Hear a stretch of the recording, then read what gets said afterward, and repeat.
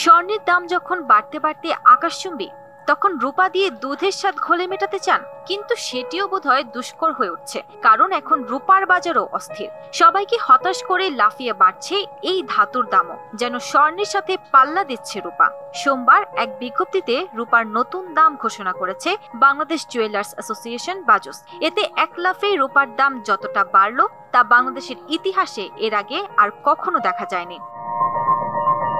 সোমবারের বিজ্ঞপ্তি অনুযায়ী এক লাফে রূপার দাম বাড়ল 1224 টাকা। সে অনুযায়ী আজ থেকে এক ভরি ভালো রূপা কিনতে আপনাকে গুনতে হবে 6205 টাকা, যা দেশের ইতিহাসে এই ধাতুর সর্বোচ্চ দাম। এছাড়া 21 ক্যারেটের প্রতি ভরি রূপা 5914 টাকা, 18 ক্যারেটের প্রতি ভরি 5074 টাকা এবং সনাতন পদ্ধতির প্রতি ভরি রূপার দাম নির্ধারণ করা হয়েছে 3802 টাকা। রূপার এই দাম দেশের ইতিহাসে সর্বোচ্চ।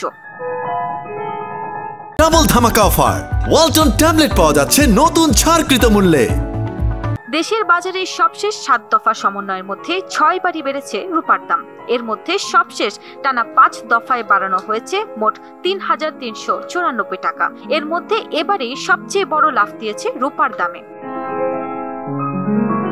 বাজুসের সবশেষ বিজ্ঞপ্তিতে বলা হয়েছে, বিশ্ববাজারে রূপার মূল্য বেড়েছে, ফলে সার্বিক পরিস্থিতি বিবেচনায় রূপার নতুন দাম নির্ধারণ করা হয়েছে। পূর্ণিমা রাউত, এনটিভি অনলাইন।